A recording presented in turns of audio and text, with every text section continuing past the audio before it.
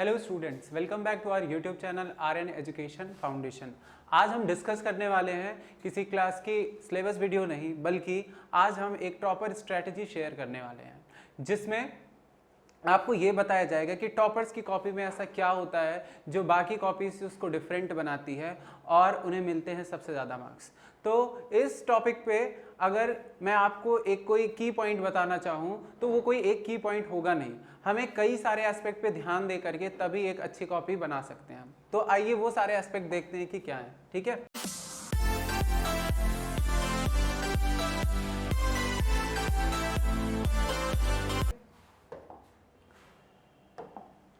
तो यहाँ पे हमारे पास क्लास 10th, यहाँ पे हमारे पास जो है क्लास 10th की साइंस की टॉपर कॉपी है, जिसको सीबीएसई ने अपनी वेबसाइट पे शेयर किया था। ठीक है, तो यहाँ पे जो स्टूडेंट इसको लिख रहा था उसको फुल मार्क्स मिले थे 100 आउट ऑफ 100। तो यहाँ पे साइंस के सेक्शन ए से उसने स्टार्ट किया, यहाँ पे उसने सब्जेक्ट डाला और यहाँ पे सेक्शन ए डाला, क्योंकि सेक्शन ए उसने सबसे पहले अटेम्प्ट किया था। You can use section B और C for first page. Okay, तो यहाँ पे हम देख रहे हैं कि सेक्शन ए उसने स्टार्ट किया, सेक्शन ए को डाला, उसके बाद क्वेश्चन 1 स्टार्ट किया उसने। ठीक, यहाँ पर जो आंसर उसने लिखा है the SI unit of potential difference is volt. ठीक है, तो उसने क्या लिखा है कि एसआई यूनिट जो होती है पोटेंशियल डिफरेंस की वो वोल्ट होती है, और वोल्ट को उसने क्या किया, अंडरलाइन किया, प्लस यहाँ पे ऊपर से उसको कॉमा से लॉक भी कर दिया। ठीक है, इन्वर्टेड कॉमा से लॉक कर दिया, इन ऑनर ऑफ द अलेक्जेंड्रो वोल्टा। उसके बाद किसके ऑनर में दिया गया है ये भी उसने यहाँ पे मेंशन किया। ज्यादातर स्टूडेंट क्या करते हैं, एसआई यूनिट पोटेंशियल डिफरेंस की वोल्ट लिख दिया और उसके बाद उसको वो छोड़ देते हैं। ठीक है, लेकिन किसके ऑनर में दिया गया उसने ये भी ऐड किया है, तो ये डिफरेंट बनाता है आपके आंसर को या फिर किसी टॉपर के आंसर को। ठीक है, यहाँ पे दिया है वोल्ट मीटर एक ऐसे डिवाइस है, it always connected in the parallel. Volt meter किसमें ऐड किया जाता है, पैरेलल में ऐड किया जाता है in a circuit to measure the voltage, voltage को मेजर करने के लिए। तो यहाँ पे उसने क्या किया है, वोल्ट मीटर को भी अंडरलाइन किया है। तो एग्जामिनर ने जैसे पहला आंसर देखा उसको यहाँ पे वोल्ट समझ में आ गया, यहाँ पे अलेक्जेंड्रो वोल्टा और यहाँ पर वोल्ट मीटर, उसको पूरे के पूरे आंसर को ये 3 वर्ड ही डिफाइन कर दे रहे हैं, तो ये इफेक्टिव आंसर कहलाता है। ठीक है, क्वेश्चन नंबर 2 देखो उसने कैसे लिखा है। A good fuel is one that, ये फ्यूल के बारे में क्वेश्चन पूछा गया है।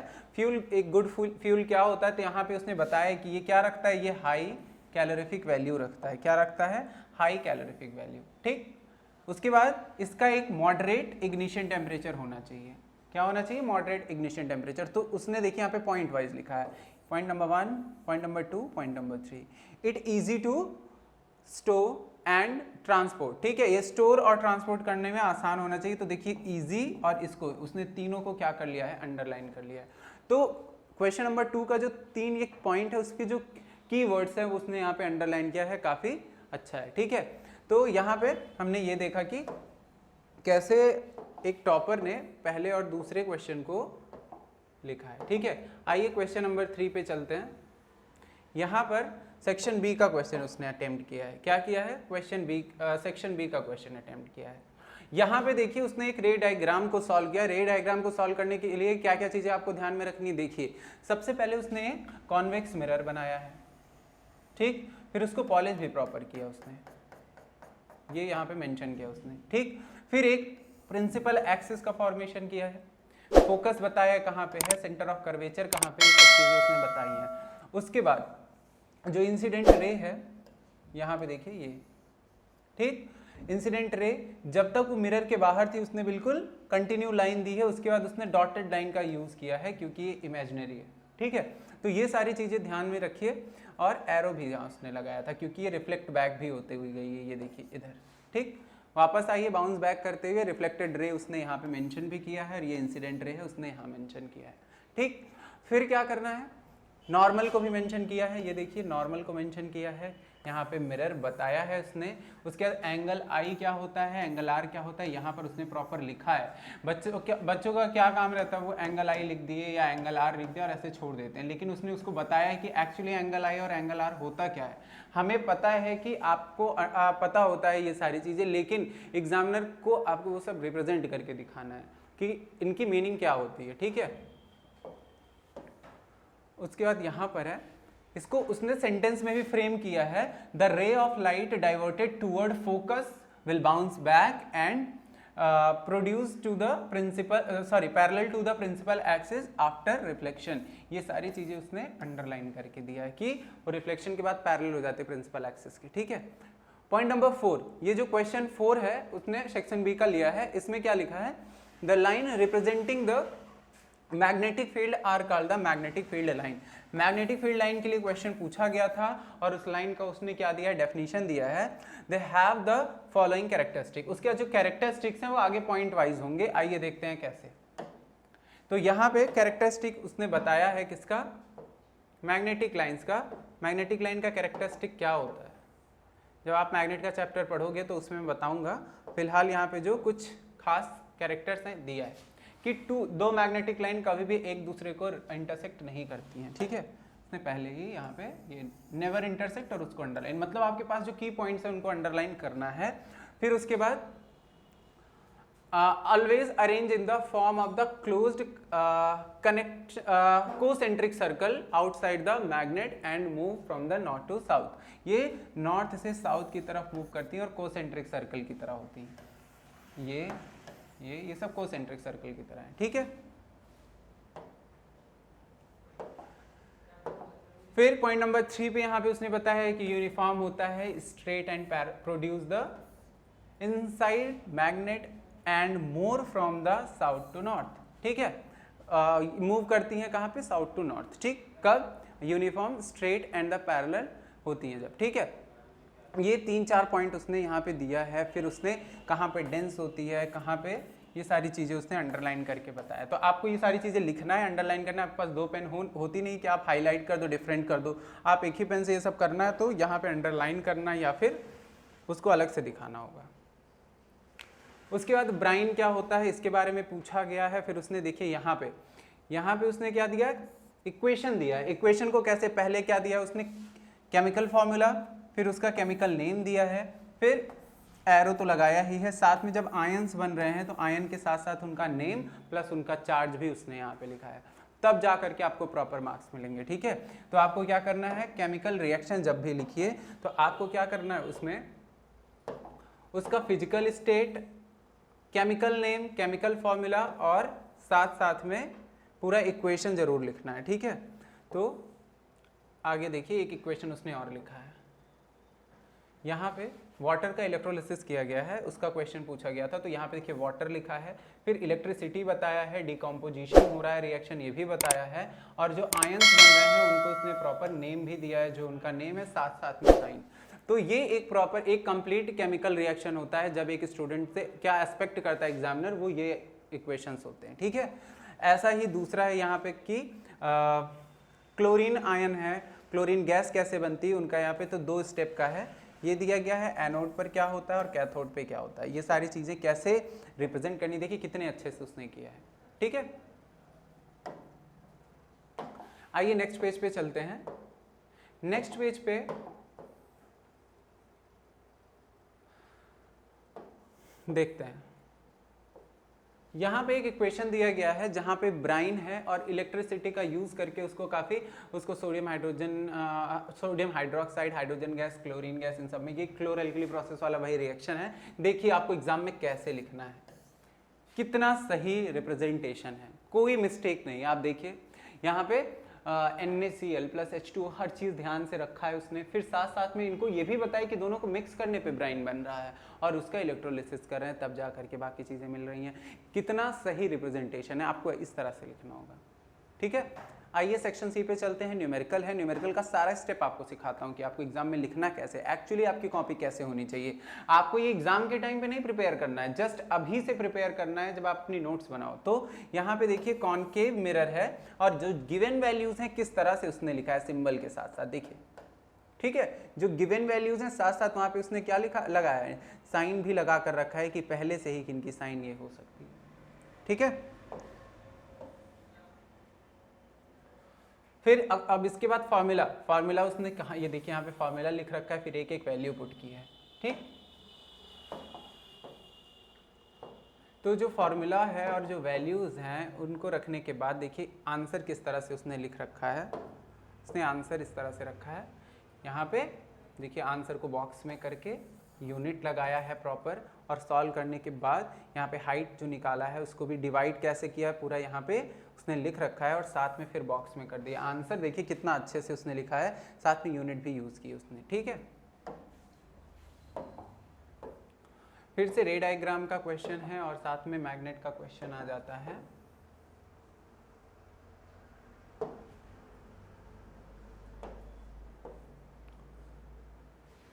यहाँ पे देखिए, हाँ ये आपका क्या है, यहाँ पे मिरर का उसने पूरा रे डायग्राम बनाया कॉनकेव मिरर का, और देखिए कितने अच्छे से स्केल का यूज़ किया उसने प्रॉपर। यहाँ से यहाँ की डिस्टेंस जितनी है वही यहाँ से यहाँ की डिस्टेंस है, मतलब फोकल लेंथ, और उसके बाद यहाँ तक ऑब्जेक्ट का जो है सब कुछ सही सही दिया है।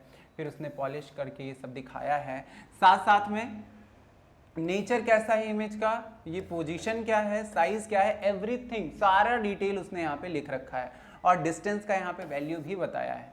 ये चेंज करता है आपके कॉपी को, तो इस तरह से आपको लिखना है। ठीक है, फिर यहाँ पे क्या है, एक सर्किट में किस तरह से मैग्नेटिक लाइंस बनती है इसको रिप्रेजेंट किया गया। देखिए कितने सही से, यहाँ रियोस्टैट है, अमीटर है, की है, बैटरी है, उसके बाद यहाँ पे बोर्ड है जिसपे आयरन फाइलिंग्स गिराई गई हैं, और कौन सा थंब रूल, जैसे right hand thumb rule use हो रहा है वो भी यहाँ पे बताया गया है।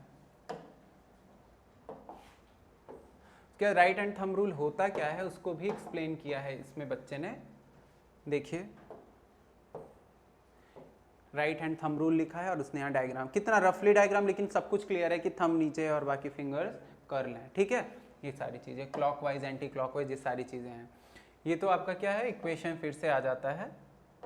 कोई डायग्राम वाला हम पार्ट देखते हैं, जो डायग्राम जिसमें जैसे यहाँ पे देखिए, यहाँ पे बच्चे ने डायग्राम बनाया है किसका, न्यूरॉन का, और यहाँ पे क्या है, साइनैप्स भी दिखाया है शायद, हाँ साइनैप्स दिखाया है उसने।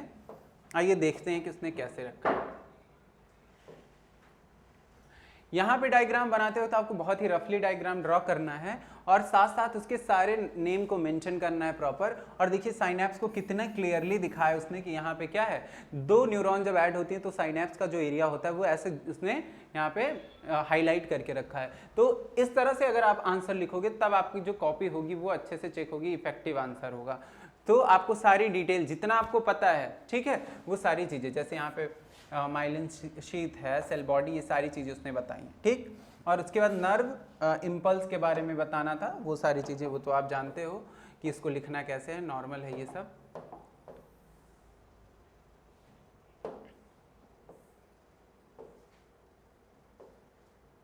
तो यहाँ पे देखिए, यहाँ पे नर्व एंडिंग के बारे में, डेंड्राइट, फिर बाकी है गैप क्या होता है, साइनैप्स क्या होता है, न्यूरोट्रांसमीटर्स क्या होते हैं, सारी चीज़ें आपको यहाँ पे पॉइंट वाइज उसने लिख कर दिखाया। साथ में जो इंपॉर्टेंट चीज़ें उनको अंडरलाइन और ऊपर से कॉमा, अंडरलाइन ऊपर से कॉमा, ये सारी चीज़ें वो करता गया है। ठीक है, ये आपको ध्यान रखना है।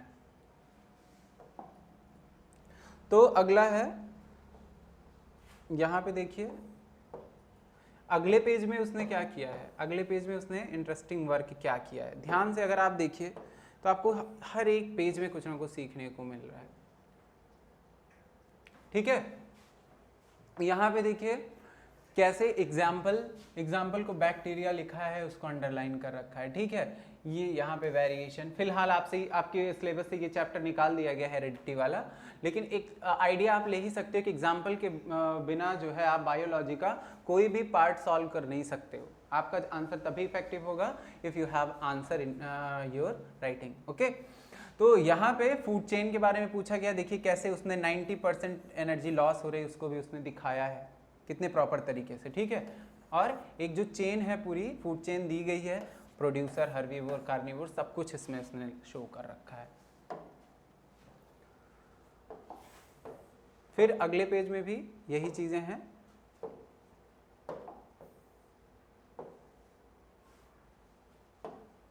इस पेज में आपको ये बताया गया है कि किस तरह से आपको ये जो एनर्जी का पिरामिड है उसको बनाना है। एनर्जी का पिरामिड होता है वो इस तरह से होता है। देखिए किस तरह से उसने एरो भी ऊपर की तरफ दिए कि अपराइट एनर्जी फ्लो है।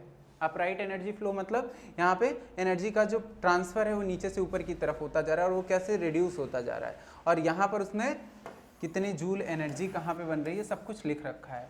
ठीक, फ्लो ऑफ एनर्जी के लिए भी यहाँ पे दिखाया उसने। तो आगे चलते हैं, यहाँ पे सेक्शन डी का स्टार्ट हो रहा है। सेक्शन डी आपको ध्यान से करना है क्योंकि ये काफ़ी मार्क्स का होता है। तो यहाँ पे हम बताते हैं कि आपको ये कैसे करना है। देखिए, ये फिर से एक कॉनकेव लेंस है और उसका पूरा यहाँ वैल्यूज़ दी गई हैं और यहाँ पे लेंस का फॉर्मूला यूज़ किया गया है, कितने इफेक्टिव तरीके से लिखा गया है जैसे उसने पिछला आंसर लिखा था। ठीक है, तो आप यहाँ पे देख सकते हो। ये देखिए,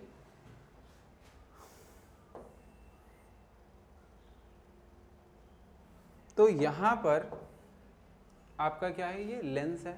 ठीक, लेंस के बाद जो है कैसे ये कॉनकेव लेंस को यहाँ पे रे डायग्राम बनाया गया, nature of image, position of image, और यहाँ पे जो आपका सर्किट डायग्राम है नेक्स्ट क्वेश्चन का वो दिया गया है। रेजिस्टेंस निकालना, देखिए पहले पहले जो चीज़ें हैं रेजिस्टेंस निकाल लिया, गिवन वैल्यू लिख लिया, फिर उसके बाद ओम्स लॉ लगाया है और उसके बाद आंसर जो आया उसको लिखा गया है। ठीक है, आंसर कैसे लिखा जाना है यहाँ पे देखिए ये। ठीक है, पहले फॉर्मूला के बाद वैल्यू पुट करनी है, आंसर आने पर उसको क्या करना है, बॉक्स में करने के साथ साथ आपको यहाँ पे क्या लगा देना है, उसकी SI यूनिट लगा देनी है। ठीक है, फिर अगला जो पार्ट है उसका सॉल्व करिए और इस तरह से एक एक आंसर लिखते जाइए और उनको बॉक्स में करते जाइए, तो आप एग्जामिनर को भी आसानी होगी कि आपका आंसर कहाँ स्टार्ट हो रहा है कहाँ एंड हो रहा है वो देखने में आसानी होगी। फिर यहाँ पे सर्किट डायग्राम बनाते हुए आंसर उसने लिया है।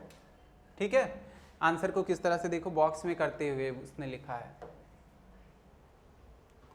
फिर यहाँ पे थ्योरी का कुछ पार्ट है तो उसमें आप अब चलिए केमिस्ट्री में देखते हैं कि क्या है, केमिस्ट्री में क्या दिया है उसने। फिलहाल आपके सिलेबस से तो ये पार्ट निकाल दिया गया, तो मैं इसको डिस्कस नहीं करूँगा क्योंकि ये पीरियोडिक टेबल वाला पार्ट है। तो आगे की तरफ बढ़ते हैं।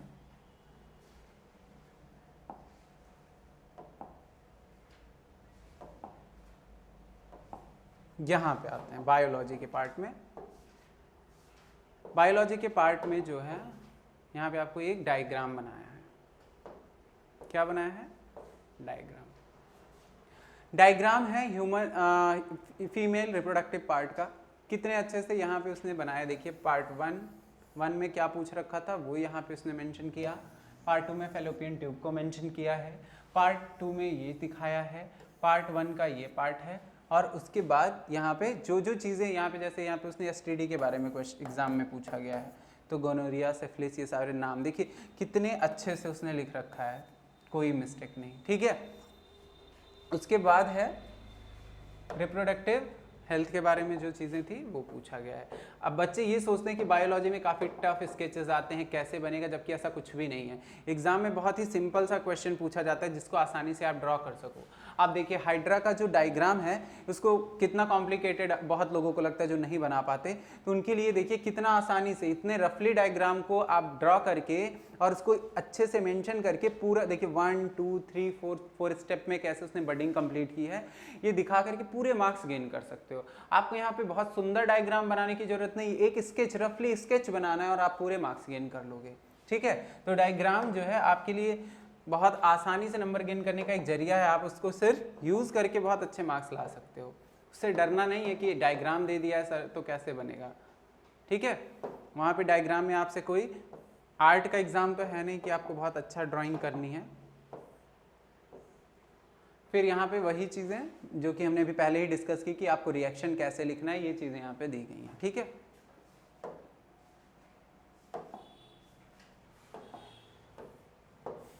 फिर है यहाँ पे एक न्यूमेरिकल, और उस न्यूमेरिकल को किस तरह से रिप्रेजेंट किया गया है आइए देखते हैं।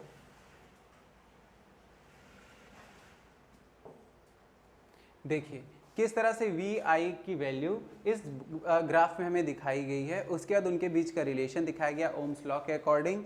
फिर ओम्स लॉ अप्लाई करके यहाँ पे जो क्वेश्चन पूछा गया है, आई थिंक यहाँ पे करंट निकालना था, करंट की वैल्यू, तो यहाँ पे करंट कितना है 0.25 एम्पियर, उसको भी उसने क्या करके रखा है, यहाँ पे बॉक्स में करके रखा है, ठीक है। फिर सीरीज या पैरेलल में जैसे भी यहाँ पे रेजिस्टर्स को ऐड किया गया वो सारी चीज़ें उसने एक्सप्लेन भी की हैं इसमें साथ साथ। तो यहाँ पे हमने ये देख लिया। तो अगर अब मैं आपसे बोलूं कि क्या की पॉइंट्स थे हमारे इस पूरे टॉपर की कॉपी में, तो मैं कंक्लूजन निकाल के आपको जैसे कुछ पॉइंट्स में बताता हूं। जैसे कोई 4 पॉइंट अगर मुझसे पूछे कि इस टॉपर की कॉपी में से क्या 4 पॉइंट थे जिनको हमें अपनी कॉपी में यूज करना चाहिए, तो यहाँ पे ये है इफेक्टिव आंसर राइटिंग होनी चाहिए। आप जो आंसर लिख रहे हो उसमें कीवर्ड्स को अंडरलाइन करते जाओ, उनको प्रॉपर कॉमा के साथ रखो। पॉइंट नंबर 2, डायग्राम को कभी भी स्किप ना करो, उसको जरूर बनाओ, ठीक है। नंबर 4, ग्राफ बहुत अच्छे से लिखना है। नंबर 5, न्यूमेरिकल पे बात करूंगा, जो नंबर 4 न्यूमेरिकल पे बात करूंगा, जिसमें आपको क्या करना है, पहले अननोन वैल्यूज और नोन वैल्यूज को लिख लेना है, फिर फॉर्मूला कौन सा लगेगा उसको लिख करके फॉर्मूला प्रॉपर लिखना है, और गिवन वैल्यूज लिखने के बाद स्टेप वाइज उनको सॉल्व करना है। जब आंसर आ जाए तो आंसर के आगे उसकी यूनिट लिखने के बाद उसको बॉक्स में कर देना है, तब जा करके आपको उस न्यूमेरिकल का हर एक स्टेप का मार्क्स मिलेंगे, ठीक है। तो आई होप आपको ये वीडियो का डिस्कशन काफ़ी अच्छा लगा होगा, क्योंकि आपको अपनी कॉपी में लिखने के लिए जो जो की पॉइंट्स यूज़ करने हैं इसमें मैंने वो डिस्कस किया है। आप अपने एग्जाम में अभी प्री बोर्ड्स जब होंगे आपके, या फिर आपके यूनिट टेस्ट जो होंगे स्कूल में, अभी से आप अगर इनकी प्रैक्टिस करोगे तो लास्ट में आपका जो एग्जाम होगा उसमें आप अपनी कॉपी को इफेक्टिव तरीके से लिख पाओगे। और इस तरह से लिखने पर आप श्योर है कि अच्छे मार्क्स लेकर के ही आओगे, आपके 5 to 10% मार्क्स इंक्रीज हो सकते हैं। सो गाइज, ऐसे ही वीडियोस के लिए जुड़े रहिए आर्यन एजुकेशन फाउंडेशन से। Do like and subscribe our video. Thanks for watching.